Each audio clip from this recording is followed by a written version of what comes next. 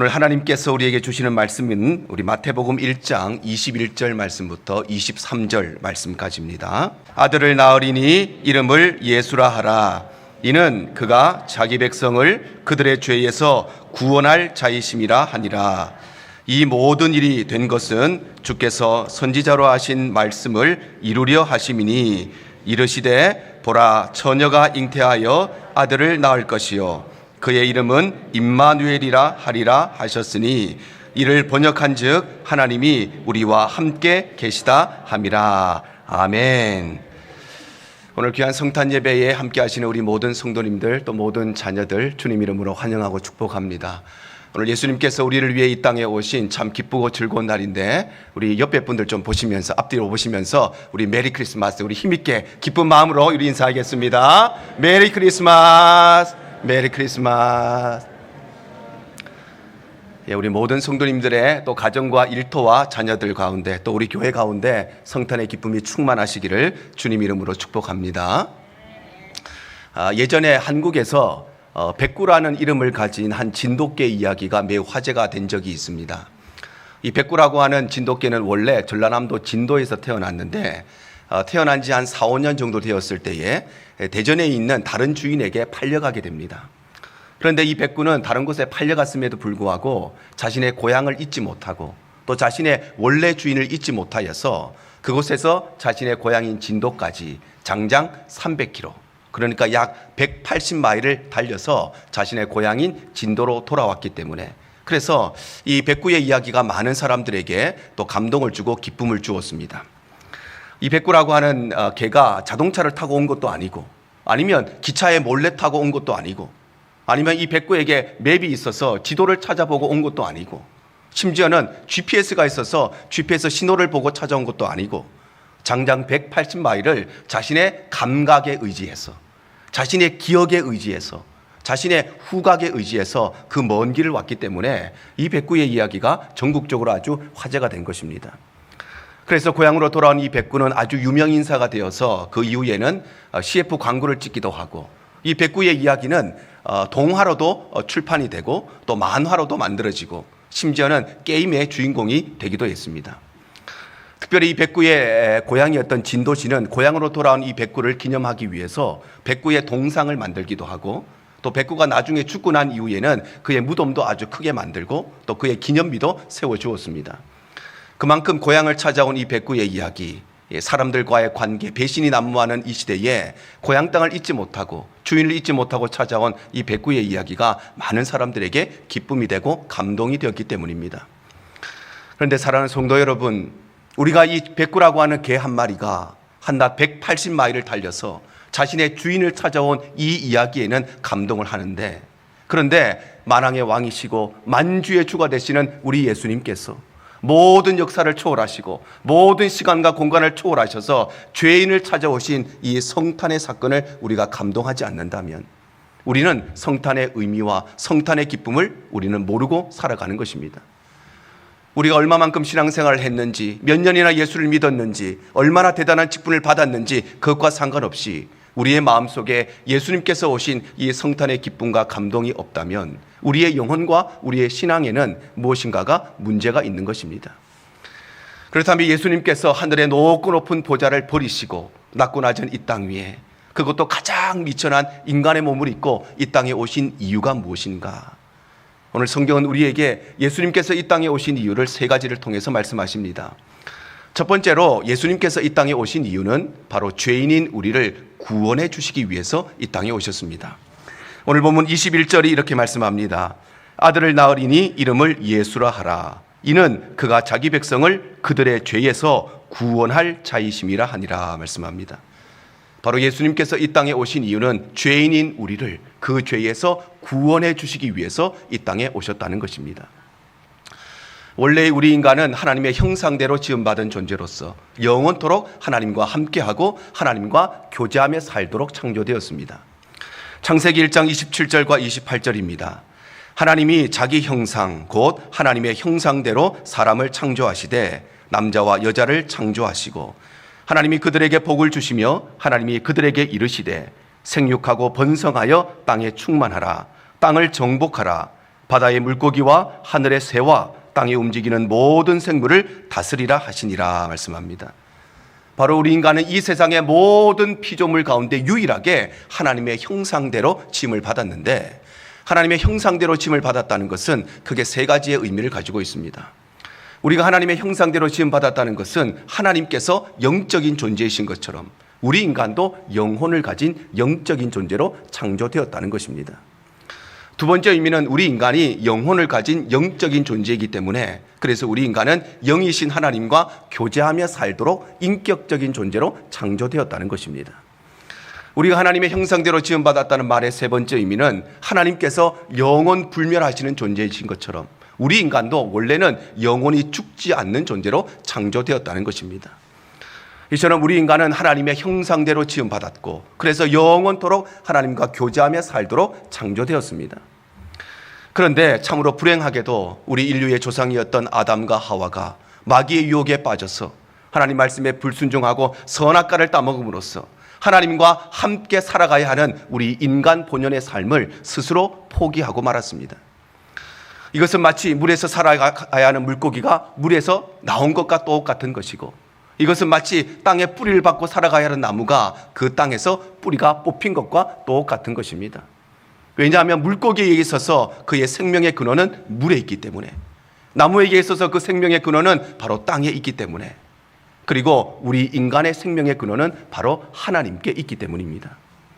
그래서 물을 떠난 물고기는 결국 팔딱팔딱팔딱 고통 가운데 결국에는 죽고 마는 것처럼, 뿌리가 뽑힌 나무는 조금씩 말라 비틀어져 결국에는 죽고 마는 것처럼, 하나님을 떠난 우리 인간도 이 땅에 살아가는 동안에 고통 속에서, 눈물 속에서, 한숨 속에서 살다가 결국에는 지옥이라고 하는 영원한 죽음에 이르게 된 것입니다. 그런데 그럼에도 불구하고 하나님께서는 우리를 끝까지 사랑하시고 우리를 끝까지 불쌍히 여기셔서 우리를 구원하시기로 작정하신 것입니다. 그런데 문제는 우리가 지은 이 죄의 결과가 다름 아닌 죽음에 있다는 것입니다. 로마서 6장 23절 상반절이 말씀합니다. 죄의 삭은 사망이요 말씀합니다. 바로 우리 인간은 하나님을 떠남으로써 죄인이 되었는데 그 죄의 결과가 무엇이냐? 바로 죽음이라는 것입니다. 죄의 결과가 죽음이라고 하는 것은 우리 인간은 하나님을 떠난 죄로 말미암아 회초리를 맞게 된 것이 아니고, 우리는 하나님을 떠난 죄로 말미암아 벌금을 물게 된 것이 아니고, 우리는 하나님을 떠난 죄로 말미암아 징계를 받게 된 것이 아니고, 우리는 하나님을 떠난 죄로 말미암아 죽게 되었다는 것입니다.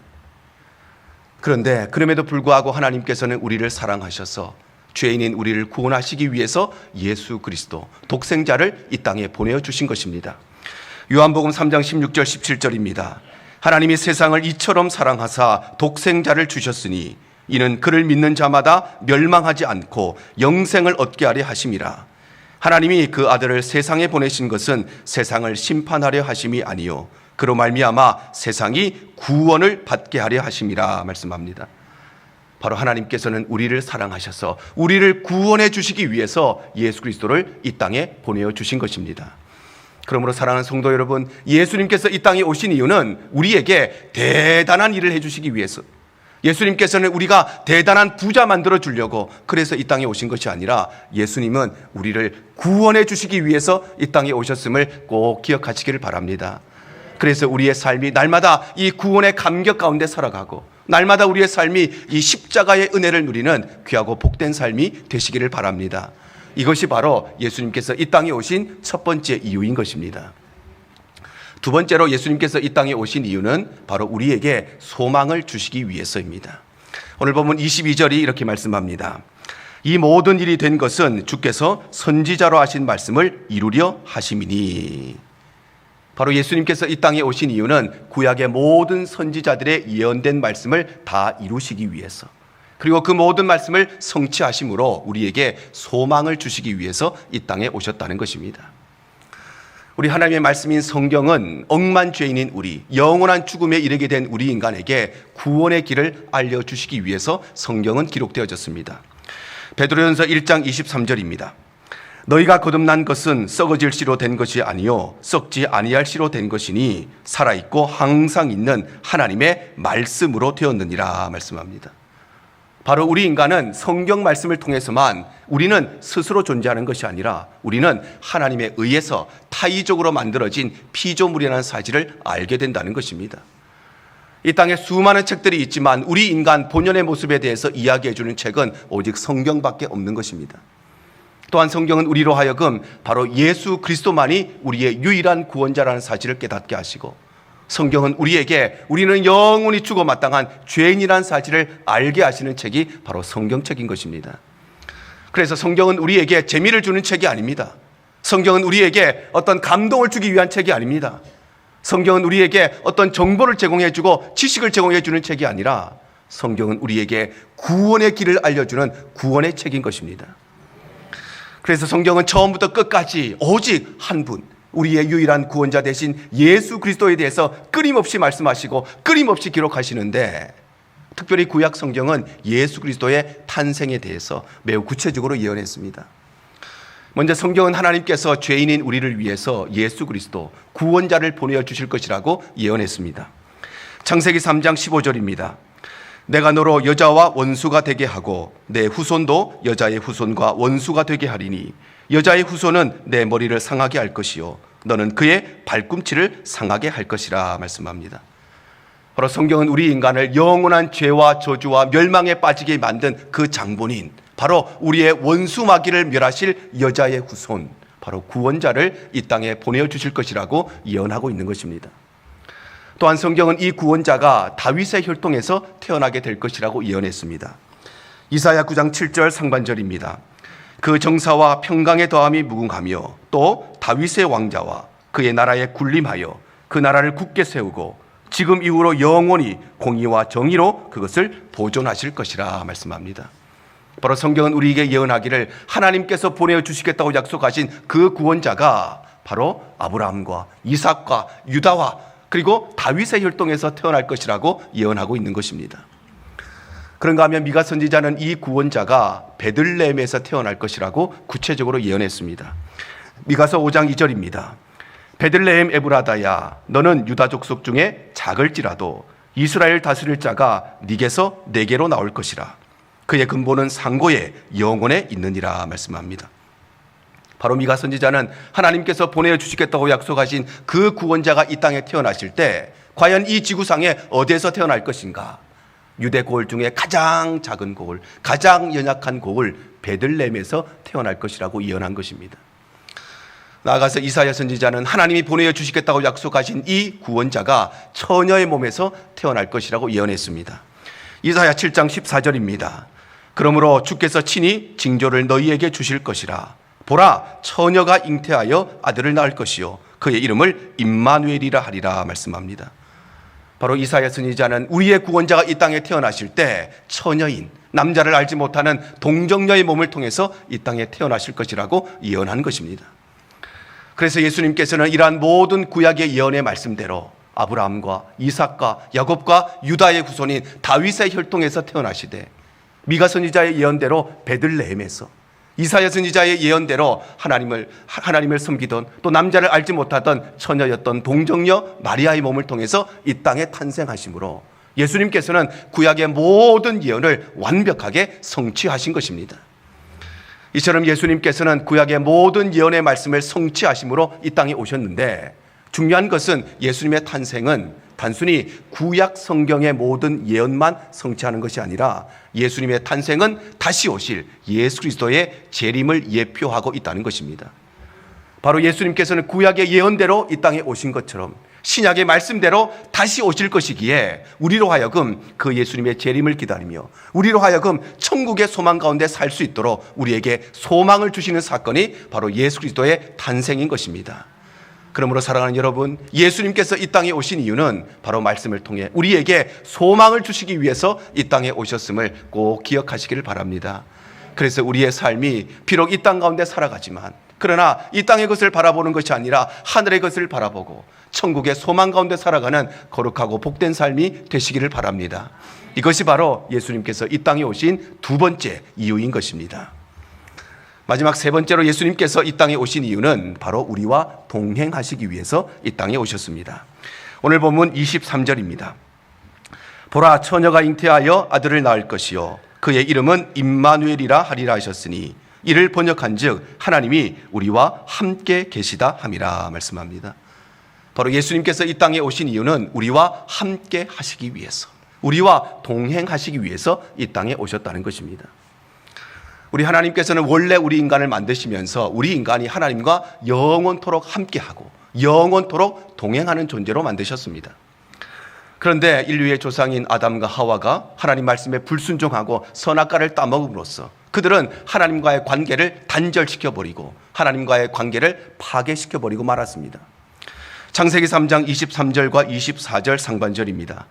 여호와 하나님이 에덴 동산에서 그를 내보내어 그의 근원이 된 땅을 갈게 하시니라. 이같이 하나님이 그 사람을 쫓아내셨다 말씀합니다. 바로 아담과 하와는 죄의 결과로 에덴 동산에서 쫓겨나게 됨으로써 그들은 더 이상 하나님을 만날 수도 없고 하나님과 교제할 수도 없고 하나님과 동행할 수도 없게 되었다는 것입니다. 그런데 그럼에도 불구하고 하나님께서는 언제나 믿음의 사람들과는 동행해 주셨습니다. 야고보서 2장 23절에 이렇게 말씀합니다. 이에 성경에 이른 바 아브라함이 하나님을 믿으니 이것을 의로 여기셨다는 말씀이 이루어졌고 그는 하나님의 벗이라 칭함을 받았다 말씀합니다. 바로 하나님께서는 아브라함을 뭐라고 부르셨느냐? 벗이다. 바로 친구라고 부르셨다는 것인데 우리 하나님이 아브라함을 친구라고 부르신 것은 단순히 그의 호칭을 그렇게 한 것이 아니라 하나님은 아브라함과 친구처럼 아주 친밀하고 가깝게 함께 하시고 동행해 주셨다는 것입니다. 그래서 우리 믿음의 선배들은 언제나 하나님과 동행하는 삶을 살았습니다. 창세기 5장 24절 상반절입니다. 에녹이 하나님과 동행하였다 말씀합니다. 바로 믿음의 사람, 우리 믿음의 선배였던 에녹의 전생애를 한마디로 요약하면 그의 인생을 어떻게 요약할 수 있는가? 에녹은 하나님과 동행하는 삶을 살았다는 것입니다. 노아도 마찬가지입니다. 창세기 6장 9절 하반절입니다. 노아는 의인이요 당대의 완전한 자라. 그는 하나님과 동행하였다 말씀합니다. 성경은 노아의 인생을 의인이었고 당대의 완전한 사람이었다고 말씀합니다. 성경이 노아의 인생을 기록하면서 노아는 완전한 사람이었다, 당대의 의인이었다 그렇게 이야기하는 것은 노아는 우리들과는 다른 아주 퍼펙트한 사람이라서 성경이 그렇게 기록하는 것이 아니라 노아는 하나님과 동행하는 사람, 하나님과 함께하는 사람이었기 때문입니다. 이처럼 하나님께서는 언제나 우리와 함께 하시고 언제나 우리와 동행하기를 원하시기 때문에 그래서 예수님께서도 임마누엘, 바로 우리와 함께 하시기 위해서 이 땅에 오신 것입니다. 그래서 예수님께서는 공생의 기간 동안에 언제나 제자들과 함께 하셨습니다. 마가복음 3장 14절 상반절이 이렇게 말씀합니다. 이에 12를 세우셨으니 이는 자기와 함께 있게 하셨다. 바로 예수님께서는 12제자들을 부르셨는데 뿐만 아니라 그 제자들과 언제나 함께 하시고 그들과 동행하셨다는 것입니다. 뿐만 아니라 예수님께서는 하늘로 승천하시면서 우리에게 내가 너희와 영원토록 함께 하시겠다고 약속하셨습니다. 마태복음 28장 19절 20절입니다. 그러므로 너희는 가서 모든 민족을 제자로 삼아 아버지와 아들과 성령의 이름으로 세례를 베풀고 내가 너희의 분부한 모든 것을 가르쳐 지키게 하라. 볼지어다 내가 세상 끝날까지 너희와 항상 함께 있으리라 하시니라 말씀합니다. 바로 예수님께서는 이 땅의 모든 공생의 사역을 마치시고 하늘로 승천하시는 그 마지막 순간에 우리에게 땅끝까지 이르러 복음을 증거하라고 하는 지상명을 주시면서 그와 동시에 우리에게 내가 너희와 영원토록 함께 하시겠다고 약속하신 것입니다. 특별히 예수님께서는 이 약속을 지키시기 위해서, 너희와 함께 하시겠다는 이 약속을 지키시기 위해서 예수님께서는 우리에게 성령님을 보내주십니다. 요한복음 14장 16절입니다. 내가 아버지께 구하겠으니 그가 또 다른 보혜사를 너희에게 주사 영원토록 너희와 함께 있게 하리라 말씀합니다. 바로 예수님께서는 말로만 내가 너희와 함께 하시겠다, 말로만 그렇게 약속하신 것이 아니라 그 약속을 실제로 실행하시고 지키시기 위해서 예수님께서는 성령님을 우리 안에 보내주셔서 성령께서 우리 안에 내주하시고 언제나 우리와 함께 하시고 우리와 동행하게 하신 것입니다. 그러므로 사랑하는 여러분, 예수님께서 이 땅에 오신 이유는 바로 우리와 함께 하시고 우리와 동행하기 위해서 이 땅에 오셨음을 꼭 기억하시기를 바랍니다. 그래서 우리의 삶이 언제나 예수님과 함께하는 삶, 우리의 삶이 언제나 예수 그리스도와 동행하는 복된 삶이 되시기를 바랍니다. 이것이 바로 예수님께서 이 땅에 오신 세 번째 이유인 것입니다. 오늘 말씀을 정리하겠습니다. 오늘날의 크리스마스는 성탄의 주인공이신 예수님은 자꾸만 멀리 밀려나고, 성탄절은 그저 가족들끼리, 그저 아는 사람들끼리, 그저 지인들끼리 모여서 웃고 떠들고 먹고 즐기고 마시고 선물을 주고받는 그런 날이 되어버렸습니다. 특별히 크리스마스라고 하는 이 명칭 자체도 홀리데이라고 하는 다른 이름으로 자꾸만 변질되어 가는 것이 바로 오늘날의 시대입니다. 불교의 창시자인 석가모니가 태어난 날을 부처님 오신 날 또는 석가탄신일 이렇게 이야기하는 것처럼 크리스마스, 성탄절 이런 이름도 예수님께서 이 땅에 오신 날이기에 예수님 오신 날 또는 예수탄신일 그렇게 명칭한다면 아마도 성탄의 분명한 의미가 더욱더 분명해지리라 생각합니다. 예수님께서 이 땅에 오신 이유는 다름 아니라 바로 죄인인 우리를 구원하시기 위해서 이 땅에 오셨고, 예수님께서는 소망 없이 살아가던 우리에게 천국의 소망을 주시기 위해서 이 땅에 오셨으며, 또한 예수님은 우리와 언제나 함께 하시고 동행하시기 위해서 이 땅에 오신 것입니다.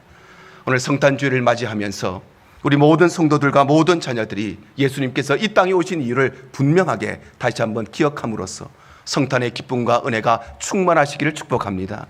그래서 우리의 삶이 언제나 이 구원의 감격 속에 천국의 소망을 가지고 우리 주님과 동행하며 살아가는 거룩하고 복된 삶이 되시기를 주님 이름으로 축복합니다. 이것이